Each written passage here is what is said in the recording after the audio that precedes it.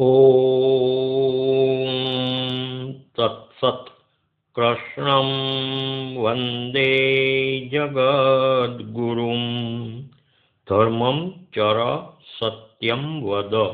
પુસ્તકનું નામ છે શ્રીમદ ભગવદ્ ગીતા સમશ્લોકી અનુવાદ સંત રાધેશ્યામજી કૃત. અધ્યાય ચોથો. શ્રી ભગવાન બોલ્યા, અક્ષર યોગ આમે તો પૂર્વે બોધેલ સૂર્યને, સૂર્યે તે મનુને કીધો, મનુએ તે ઇક્ષ્વાકુને. આ રીતે ચાલતો આવ્યો રાજર્ષિ યોગ જાણતા. ઘણો કાળ વહી જાતા તેનો લોપ થયો સખા. પૂર્વે બોધેલ જે યોગ તે જ હાલ કીધો તને. સખા છો ભક્ત છો તેથી ગૂઢ ઉત્તમ તત્વને. અર્જુનજી બોલ્યા, આપનો જન્મ છે હાલ પુરાણા સૂર્યદેવ તો. ઉપદેશ્યો તમે પહેલા એ માની શકું કેમ તો. શ્રી ભગવાન બોલ્યા, મારા તારા ઘણા જન્મો વીતી ગયા જાણ અર્જુન. જાણું છું હું બધાએ તો તું ન જાણે પરમ તપ. અજન્મા અવિકારી હું પ્રાણીનો પરમેશ્વર. છતાં સ્વયોગ શક્તિથી ઈચ્છા રૂપ ધરું તન. દુભાતો ધર્મ જે ટાણે ઘણો ભૂતળ ભારત. અધર્મ જોરમાં વાધે આપે પ્રગટું તે તક. બચાવા સજ્જનો સાચા દુર્જનો હણવા જહું. સરખો સ્થાપવા ધર્મ યુગે યુગે જ સંભવું. દિવ્ય છે જન્મને કર્મો જે તેનો મર્મ જાણતા. તજી દેહ ન જન્મે તે મને અર્જુન પામતા. તજી રાગ ભય ક્રોધ મને ચિત્ત ભળાવતા. મારા જ્ઞાન તપે શુદ્ધ થઈ મારો ભાવ પામતા. જે ભાવે શરણે આવે તે ભાવે હું ભજી રહું. તેની ભાવ સ્થિતિ પાડી અચળ સાચવી રહું. કર્મથી સિદ્ધિ ઈચ્છતા પૂજે છે અહીં દેવતા. આ લોકે ઝટ તે સિદ્ધિ વિધિ બળેય પામતા. ગુણ કર્મ વિવેકેથી સર્જ્યા છે ચાર વર્ણને. સર્જ્યા છતાં અવિકારી અકર્તા જાણ તું મને. મને ના કર્મના દોષો કર્મના ફળ ચાહું ના. એવો જે મુજને જાણે કર્મે બંધાય ના કદા. કરેલા કર્મ આ જાણી પૂર્વે પણ મુમુક્ષુએ. તું કરવા જોગા પહેલા કીધેલ પૂર્વજે. કર્મ અકર્મ શું છે એ જ્ઞાનીને પણ ના સૂજે. કહું શું કર્મ તે તુને જેથી પાપ થકી બચે. કરવા જોગ શું કર્મ ઉલટું તે જાણવું પડે. વળી અકર્મ તે જોવું અઘરું કર્મરૂપ છે.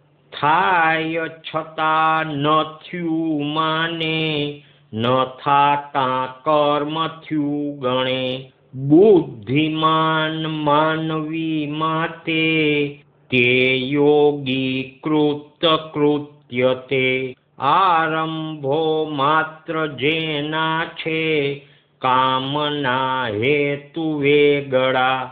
જ્ઞાનાગ્નિ ભસ્મ થયા કર્મો, જ્ઞાની તે સુજ્ઞ માનતા. લોભ કર્મ ફળે ત્યાગી, સંતોષી નિત્ય સ્વાશ્રયી. કર્મો કર્યા કરે તોયે, કરતો ગણાય કંઈ નહીં. સંયમી આશવોણો જે, છોડેલા સૌ પરિગ્રહો. નભવા પૂરતું કર્મ, કરતા પાપ ન બાંધતો. અનાસુર મળે તુષ્ટ, રાગ દ્વેષ ન ચીડકે. ફળે કે ના ફળે સરખો, બંધાયે ના કરે છતે. મુક્ત આસંગ વહોણો જે, જ્ઞાનમાં સ્થિર બુદ્ધિ તે. વિના સ્વાર્થ કરે કર્મો, બધાએ ખાખ થાય છે. હવિ અગ્નિ તથા હોમ, હોતાયે બ્રહ્મરૂપ છે. નિષ્કામી બ્રહ્મ ભાવે દે, પામતા પદ બ્રહ્મને. દેવતા અર્થ કંઈ યજ્ઞો, કર્મયોગી કરી રહે. કરેલા યજ્ઞ બીજા કો, બ્રહ્મ ભાવે સમર્પી દે. કર્ણાદિ ઇન્દ્રિયો સર્વે, તેનો સંયમ રાખતા. શબ્દાદિ વિષયો બીજા, સાચવી ધર્મ સેવતા. પ્રવૃત્તિ સર્વ ઇન્દ્રિયની, પ્રાણોની મન સંયમે. દીપતિ જ્ઞાન જ્યોતે તે, પ્રભુ પ્રાપ્તિ ભણી કરે. દ્રવ્ય ત્યાગી તપોસેવી, યોગ માર્ગે પડી રહે. સ્વાધ્યાય જ્ઞાન યજ્ઞ કો, મુનિ ચુસ્ત વ્રતી બને. અપાને રોકતા પ્રાણ, પ્રાણે અપાન મેળવે. પ્રાણાપાન ગતિ રોકી, પ્રાણાયામો વડે યજે. મિતાહાર વડે કોઈ, ઇન્દ્રિય રસ સુકાવતા. યજે એ યજ્ઞના ભેદુ, નિષ્પાપ યજ્ઞથી બધા. આ યજ્ઞે ઉપન્યું સેવી, પામે બ્રહ્મ સનાતન. આ લોકના અયજ્ઞીને, ક્યાંથી પરલોક અર્જુન. આ ઘણી જાતના યજ્ઞો, વેદમાંથી જ વિસ્તરે. જાણ કર્મ મયા સર્વે, જેથી મોહ ટળી જશે. દ્રવ્યે થતાય યજ્ઞોથી, શ્રેષ્ઠ છે જ્ઞાન યજ્ઞ તો. પાર્થ છે જ્ઞાન આત્માનું, અંત સૌ વિધિ કર્મનો. નમી દીન થઈ પૂછી, સેવા કરી તું જાણજે. મર્મ સૌ જાણતા જ્ઞાની, ખરી સૂઝ પમાડશે. જે સમજી તને પાછો, આવો મોહ થશે નહીં. જેથી જોશે બધા પ્રાણી, પોતામાં તેમ હું મહી. પાપ કર્મો કરી મોટો, પાપી જોહો કદીયતું જ્ઞાન ત્રાપે તરી જાશે પાપ જે હોય તે બધું હોમાં તો અગ્નિ બાળી દે લાકડા જેમ અર્જુન જ્ઞાનનો અગ્નિ બાળી દે સર્વે કર્મોય તેમજ નથી જ્ઞાન સમૂહ બીજું પાવનકારી તો કશું કર્મયોગે થતા શુદ્ધ ટાણે પામે હૃદય ખરું શ્રદ્ધાળુ જ્ઞાન લાધે છે જિજ્ઞાસુ ઇન્દ્રિજીત જે જ્ઞાન પામી પરાશાંતિ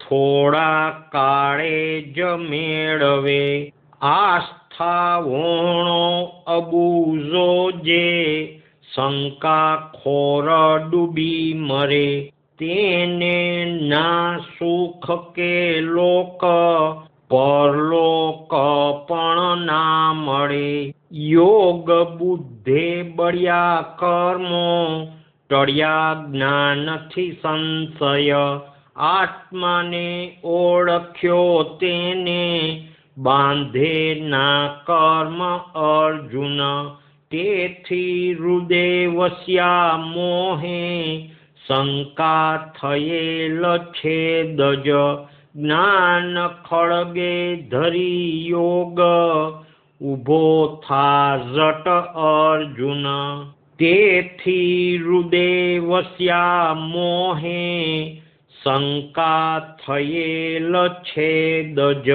જ્ઞાન ખળગે ધરી યોગ ઊભો થા જટ અર્જુન ઓમ તત્સત વેદાંત શાસ્ત્ર ગાથા જે કૃષ્ણે ગાયેલ તે વિશે બ્રહ્મ વિદ્યા પરત્વેના યોગ શાસન વર્ણને કૃષ્ણ અર્જુન સંવાદે કર્મ સંન્યાસ યોગનો ચોથો અધ્યાય આ પૂરો શ્રી કૃષ્ણાર્પણ સર્વહો શ્રી કૃષ્ણાર્પણમસ્તુ શ્રી કૃષ્ણાર્પણમસ્તુ શ્રી કૃષ્ણાર્પણમસ્તુ આ અધ્યાયના અમુક શ્લોકોના શબ્દોના તત્વાર્થ ફૂટનોટમાં છે શ્લોક 6નો શબ્દ છે સ્વયોગ શક્તિથી એટલે એક સામાન્ય યોગીને પણ દીપડાનું રૂપ લેવું હોય તો દીપડાને ઘેર જન્મ લેવો પડતો નથી પોતાની યોગ શક્તિથી જ બને છે આમ પ્રભુને ત્રિગુણી માયાનો આશ્રય લેવો પડતો નથી માત્ર જરૂર પૂરતી અંતરશક્તિ પ્રગટ કરે અને કામ પૂરું થઈએ તે સમેટી લે આગળ શ્લોક 11નો તત્વાર્થ છે મૂળ સંસ્કૃત ગીતામાં લીટી ફેર થઈ ગયો લાગે છે આ શ્લોકની બીજી લીટી અધ્યાય 3 શ્લોક 23માં શબ્દસહ આવે છે ને ત્યાં બંધ પણ બેસે છે અહીં તો સંસ્કૃતમાં આવી કોઈ લીટી હોઈ શકે પ્રપતિ સદ્રશમ પ્રીત્યા યોગક્ષેમં વહામિ ચ આમ અનુભવીને લાગે અને અનુવાદ તે પ્રમાણે છે પ્રચલિત લીટી પ્રમાણે અનુવાદ ભજું હું ભક્તને ભાવે જે ભાવે શરણ આવતા મારો માર્ગ બધી રીતે મનુષ્યો પાર્થ પાડતા શ્લોક 11મો આગળ શ્લોક 13ના શબ્દનો તત્વાર્થ છે સત્વ રજ અને તમ એ 3 ગુણના ઓછા વત્તા પ્રમાણ અનુસાર બ્રાહ્મણ, ક્ષત્રિય, વૈશ્ય અને શૂદ્ર એ 4 વર્ણને સર્જીને જે વર્ણ જાતિમાં જે ગુણનું પ્રમાણ મુખ્ય કે વધારે તે ગુણને અનુરૂપ તે વર્ણ જાતિનો જન્મથી જ મળેલ સ્વભાવ અને તેને યોગ્ય કર્મો મારાથી નિર્માણ થયા છે. જુઓ અધ્યાય 18 શ્લોક 41 થી 44. આગળ શ્લોક 23નો શબ્દ છે સંગ વોણો. એમનો તત્વાર્થ છે અહમતા મમતા મૂકેલો. આગળ શ્લોક 34નો તત્વાર્થ ફૂટનોટમાં છે, ક્ષેપક દેખાય છે. શ્લોક 33માં સાથે 35મો બરાબર મળે છે તેમ ભગવાન પોતે જ્ઞાન આપે છે ત્યાં બીજો નિર્દેશ સંભવતો નથી. આગળ શ્લોક 41નો શબ્દ છે યોગ બુદ્ધે. એમનો તત્વાર્થ છે નિષ્કામ બુદ્ધિ. આગળ આ અધ્યાયનો સાર છે કર્તવ્ય પાલનથી જ બધા સિદ્ધિ પામ્યા છે.